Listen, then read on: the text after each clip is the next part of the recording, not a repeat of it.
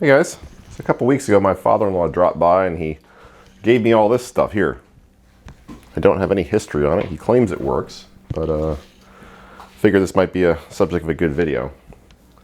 No history on it. This is a John Deere RCS400. Looks like we have a Ryobi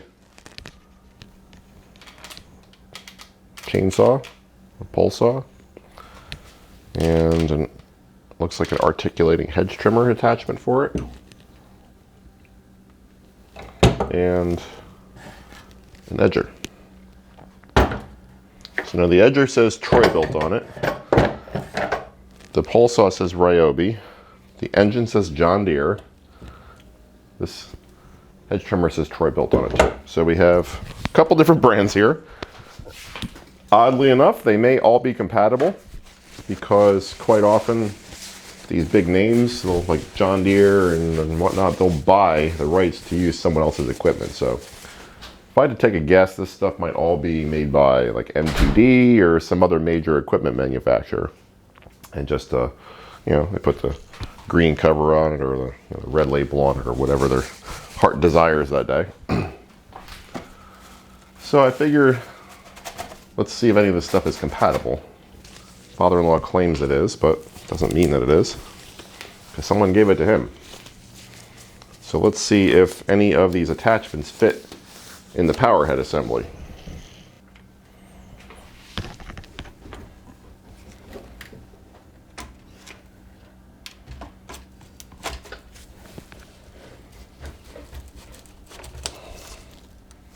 Kind of seems to fit. It's a little wonky like that because that's sideways, but the power head is upright. Maybe that's okay. Colors are different. Sorry, a little congested today. Allergies.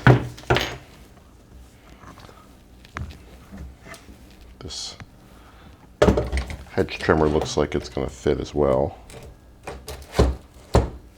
Yep.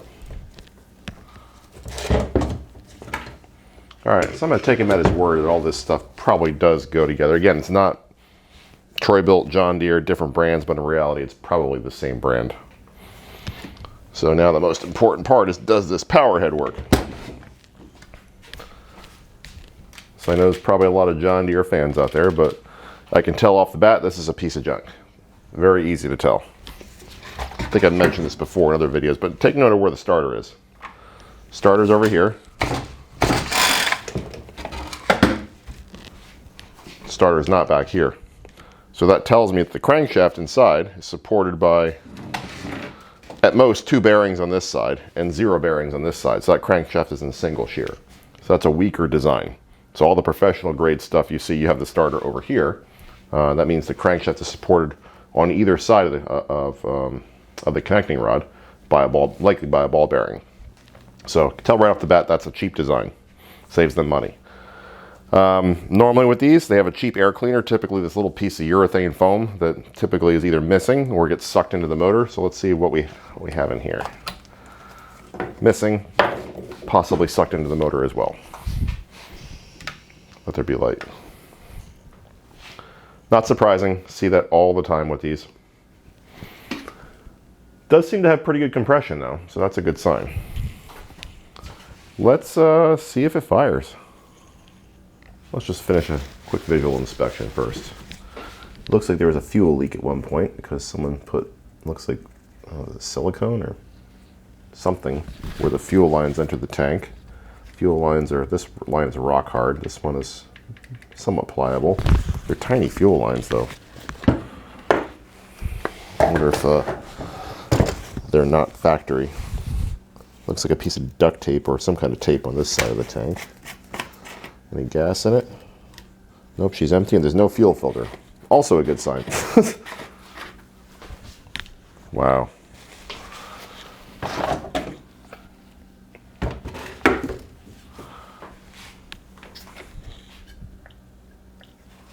Purge bulb seems to work. Doesn't appear to be broken.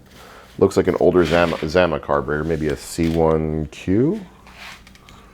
Just from the look of it, could be wrong on that. So let me get some gas, we'll prime it and see if she fires.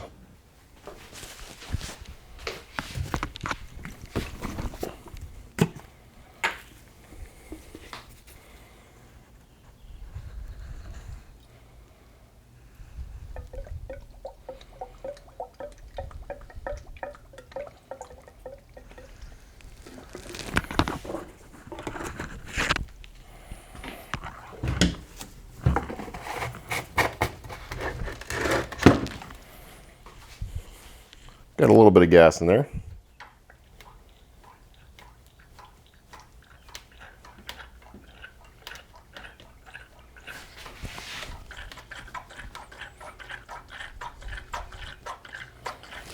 And we got gas in the carb.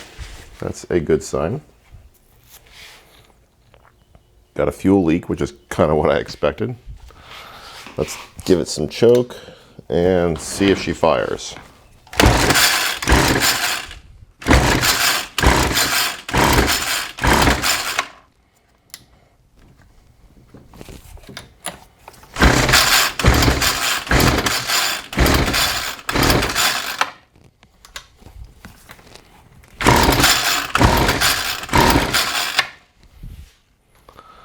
Not really.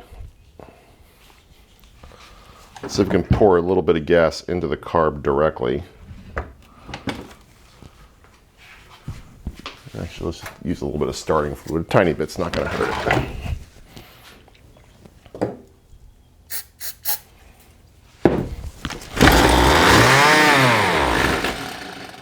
Okay. So that tells us the engine is capable of running, but it seems like we have a fuel delivery issue, so shocker, I know, right? So this means we're taking the carburetor off. We're going to be fixing, hopefully, this fuel leak here. Yeah. Just don't want to put too much money into this thing because, like I said, it is a piece of junk. But let's start with the carb and go from there. Give it a quick bath. Get the heavy stuff off.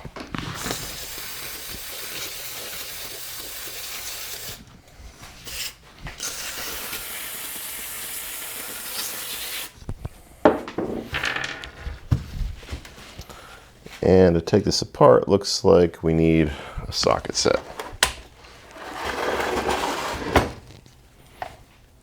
Can you guys see that? Probably not. So that's better. 10mm socket.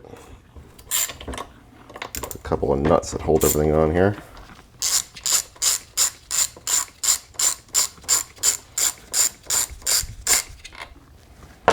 One.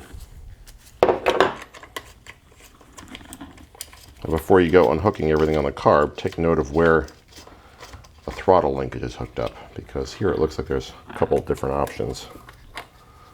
I'll show you. Now, one of the key errors I make whenever I work on stuff is I always assume that I'm the first one to work on it, and I know that not to be the case here. So I'm not going to assume that this linkage is in the right spot. And hopefully you can see this. Zoom in a bit more. So if you look right here on that plate, you can see where the throttle cable is. There's a couple different options there. It looks like it's in the middle. Again, don't know if it's right, but that's just where it is now.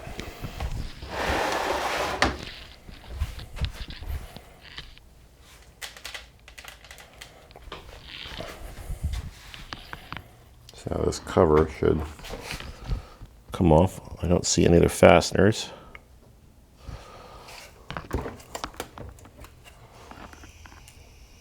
Still seems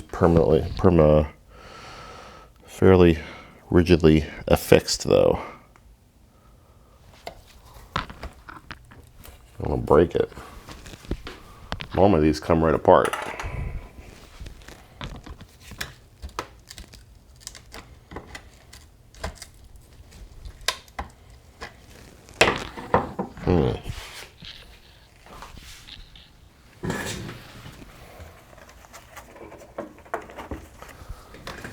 It is starting to cooperate. It's just hung up on those studs. And probably this choke lever.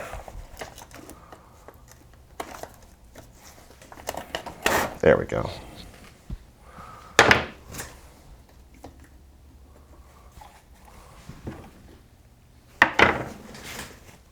So now we can take our carburetor off.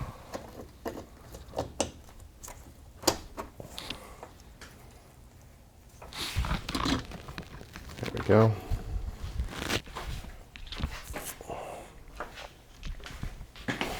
And again, take note of where this cable is. Like I said, it was in the middle. There. So our carburetor's free. Take off our rock hard fuel lines.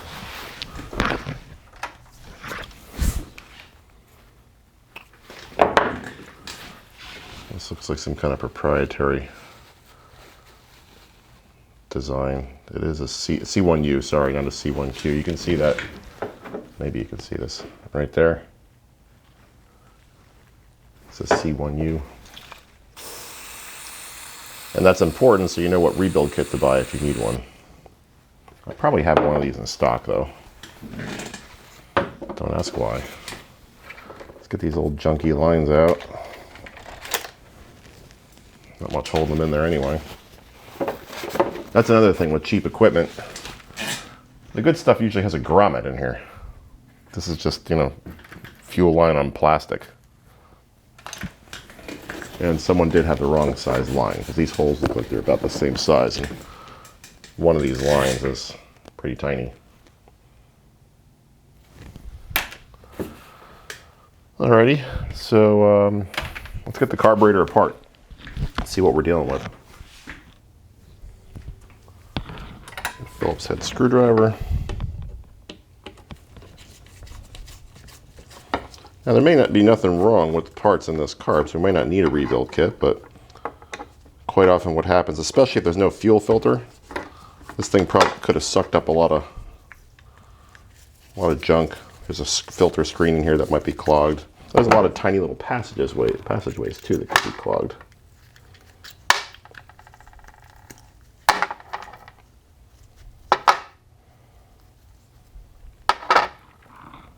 Yeah, as I suspected, that screen is plugged up. Looks like it's plugged up solid. Right in there.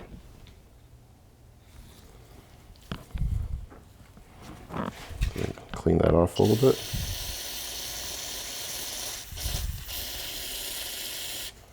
Yep, see all that crap that came off of it? That's why you always need to use a fuel filter, guys. Passageways in these things are so tiny.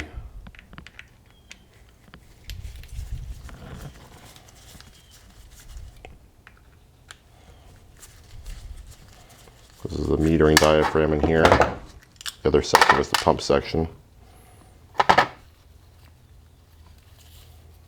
You want to check to make sure this is not too stiff. If this diaphragm is too stiff, it's not going to meter the fuel properly. It's pretty hard. I think we're going to need a rebuild kit for this carb.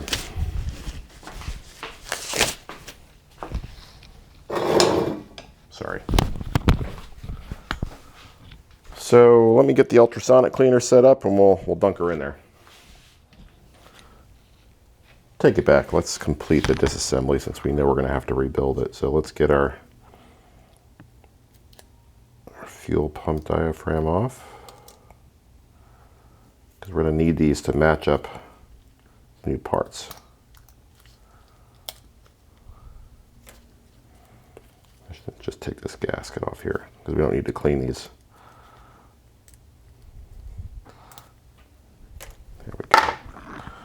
Alright, so because there's plastic on here, like this choke lever and all this business here that's for the carburetor adjustment, I would normally clean a carburetor this small, probably in just pure carburetor cleaner, but I'm going to use simple green here and water probably in a pretty high concentration given the level of crap on here. So I think what I'm going to do is I'm just going to dunk some simple green in like a Pyrex jar and just sit that in the ultrasonic cleaner just to save some material. So I'll put everything in, you know, something like this.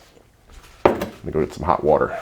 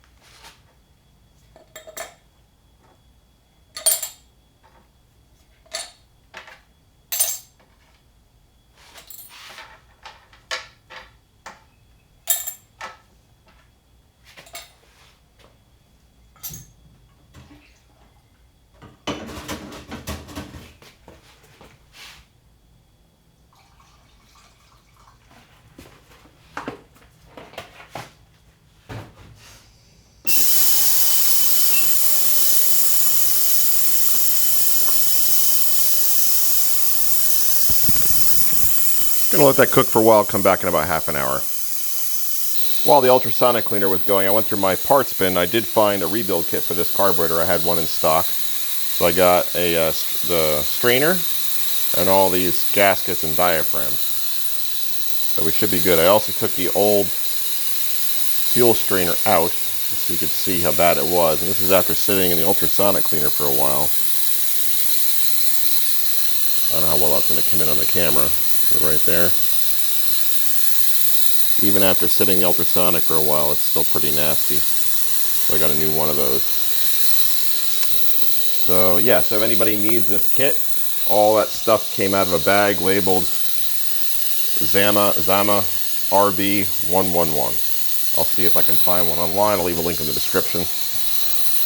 I grabbed a new old stock Zama purge bulb, or primer bulb, whatever you want to call it. Then we'll just wait for everything to come out of the ultrasonic cleaner. Get started with reassembly. Okay, a couple hours later, everything's out of the ultrasonic cleaner, nice and spick and span. Now let's see if I can remember how to put this thing back together. So we got a gasket and diaphragm kit.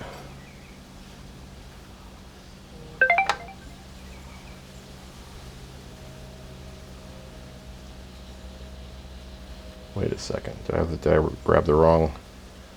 Yeah, I think I grabbed the wrong one. Did I grab the wrong one? No, because the one that came out of there had 4 holes. I think we're okay. So that goes on like that. And like that. Get our 2 little baby screws here.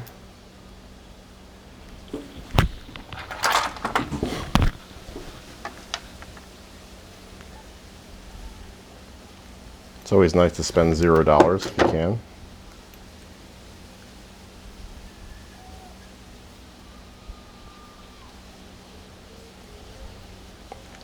And make sure you put the gasket down first. And make sure that the that piece right there is facing down. Just gonna make sure I did that right because I wasn't paying too much attention. Yeah, I did. Okay.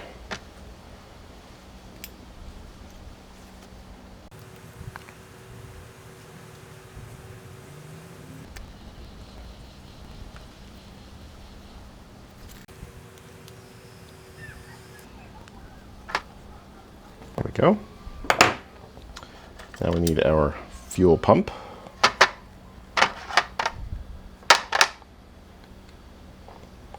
And you could tell which side the gasket's on because the old one had these little indentations in there. I don't know if you guys can see that. So this was on here like that. So we'll take the new one.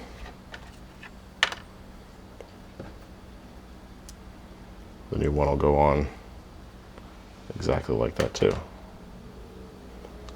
Then we got to put our fuel pump diaphragm on here, like so.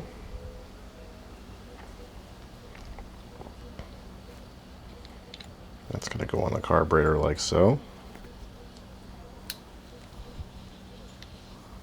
I think.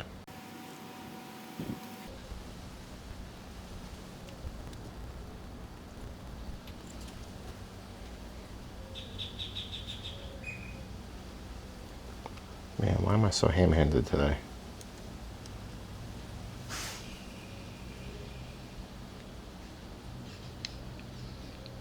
There we go.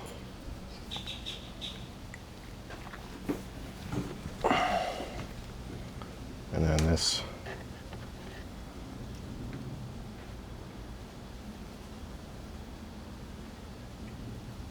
gasket goes on there. Again, just look at the marks in the old gasket to tell how to put things together. So here, you can see that there's a ring on this gasket too. Actually, I was mistaken. So if you look at these indentations here, they line up with this side. So this gasket goes down there. So then we're going to put this diaphragm on here first, because this one has the little studs there.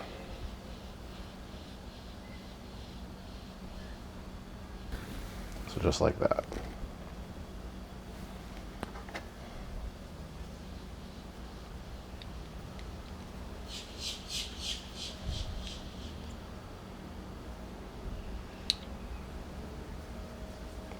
There we go, all stacked together.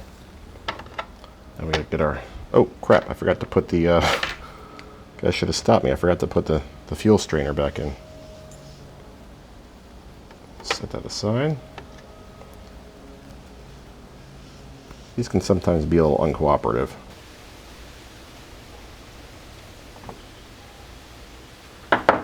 These are a pain in the neck. There we go. Got it in there.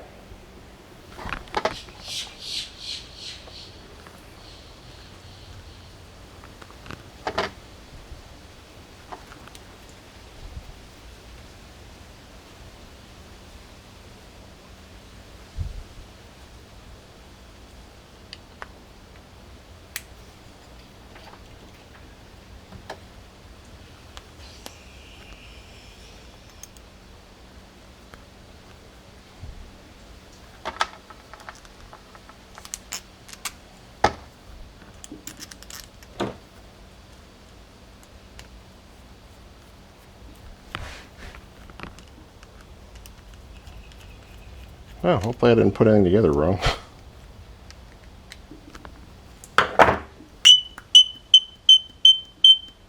It's a good sound. Get some fuel line. Let's see how this line fits. Perfect. Perfect. It's actually a little bit loose. I think we're going to go with this clear stuff for both lines. It won't hurt anything. So to get it through the fuel tank, I'm just going to cut it at a kind of an angle like that. Now just keep threading it into the tank.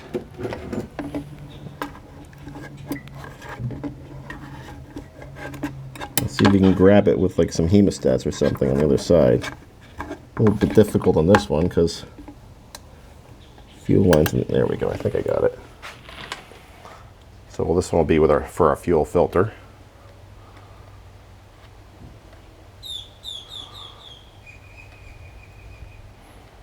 So I'm pushing down into the tank and I'm putting some gentle pressure or pulling with the hemostat.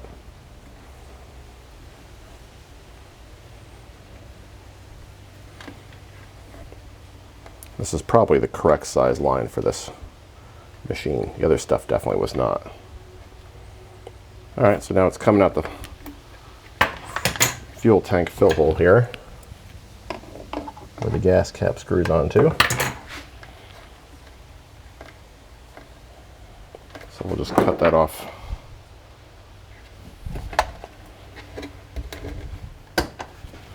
Just going to cut that off flush and we'll stick a fuel filter on there. Stuff I have in stock, so I don't know if this is the correct spec filter for this machine. Doesn't really matter a great deal.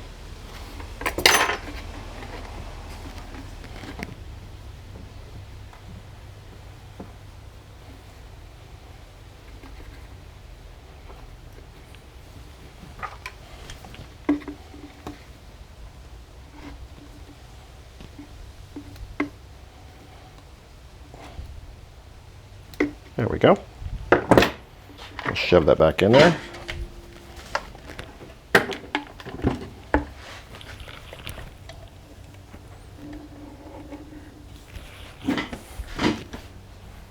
So we'll leave maybe, we'll cut that long just so we have plenty to work with. Then we're going to cut another piece at a 45. Like so, and this will be for the breather, the return line. Not a breather. And this only needs to go into the tank for, an inch or so. We'll cut that off as well. Let's put the gas back in the tank. We should be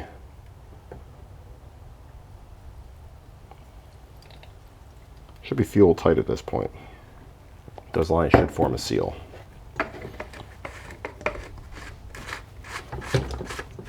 Now let's see if I can remember which one is our supply and return line. So if we see this thing draw fuel in, that's our supply.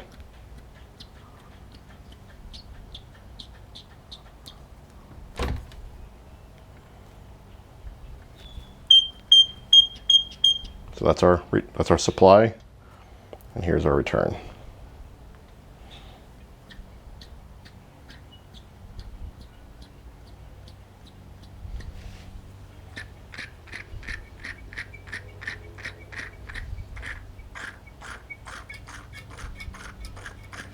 Perfect.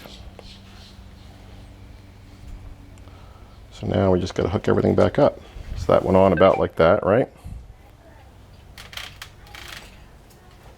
There we go. I got the lines shortened up a little bit. I grabbed a spare gasket from my stash. It's important that the gasket has the hole for the crankcase pulse. Otherwise, you're not going to get any fuel pump action. There wasn't one on here when we got it, so that's that. So now we should be able to put this back together and see some fire. Just getting the air cleaner assembly out of the ultrasonic cleaner and blow it off with some compressed air.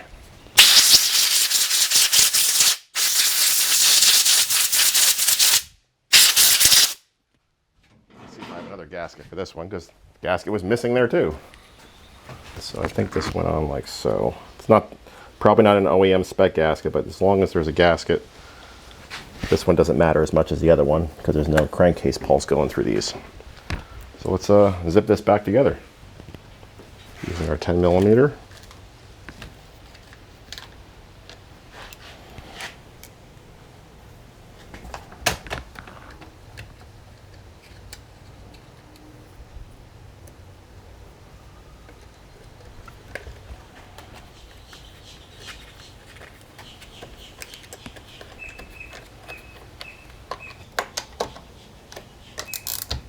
Tighten down. Give another pump. Now let's give it a tug.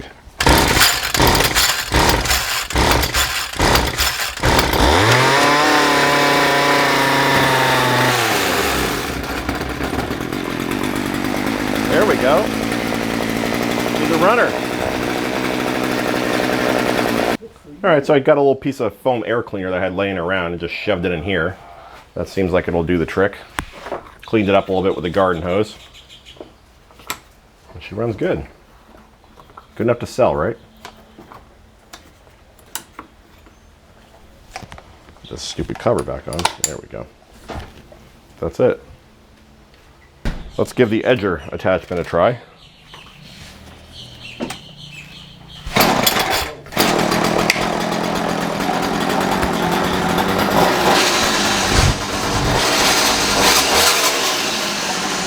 Seems to run okay. There you go, guys. So nice little cheapy machine. Free of charge. Didn't pay a dime for it. Didn't pay a dime fixing it. Had all the parts in stock. Go figure. So anyway, if you guys have one of these John Deere RCS400s that you find at the curb, or you have one in your shed, you're not sure how to fix it, odds are it's probably a carburation problem. You saw me go through the carb and just kind of give it a once over. It's in good shape. So anyway, found this video helpful, please subscribe. Thanks for watching, guys, and stay safe.